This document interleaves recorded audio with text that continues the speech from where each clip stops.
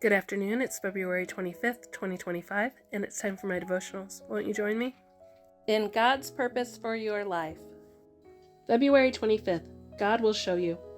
Teach me to do your will, for you are my God. Let your good spirit lead me on level ground.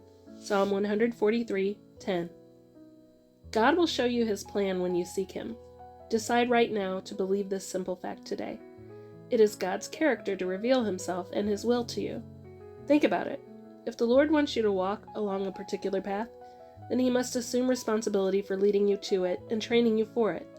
He understands that from your limited earthly perspective, the road can become confusing, and that the choices you face are difficult and complex.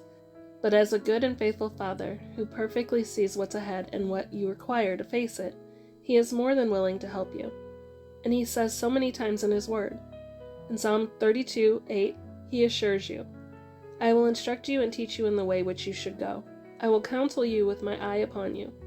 So as you try to figure out what is best for you, anticipating obstacles and opportunities you cannot see in a future that is unsure, don't rely solely on your limited wisdom. Depend on your loving Father to guide you. He will certainly show you what to do.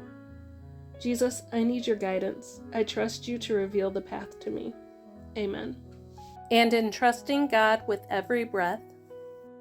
February 25th, Rising from the Dead. I lift up my eyes to the hills. From where does my help come from? My help comes from the Lord, who made heaven and earth. Psalm 121, 1-2, ESV. I'm not talking about literally rising from the dead. I'm talking about gut-wrenching grief. Grief from the depths of your soul. That kind of dead. Why can life be so painful? Or maybe you're dead in other ways. Spiritually or emotionally, or you've become callous. How does a person gain freedom from these prisons? Turn to Jesus for healing, for restoration. Sounds simple enough, but here's the catch.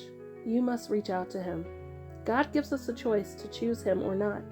He wants to free us from seasons of pain, but we must reach for his forgiveness and love. Remember the man in the Bible with the withered hand? Jesus healed him, but first the man had to stretch out his hand.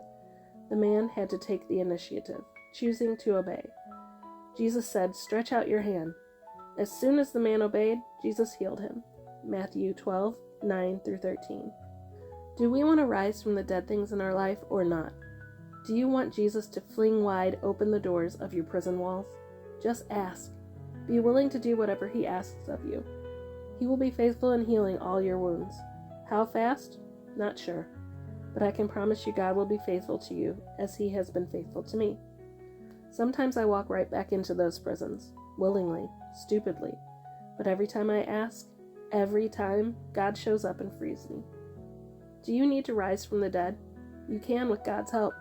He's ready to help you now and the next time you cry.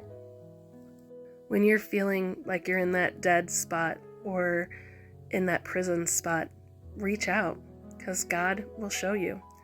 Rising from the dead is totally possible. I hope you have a blessed day.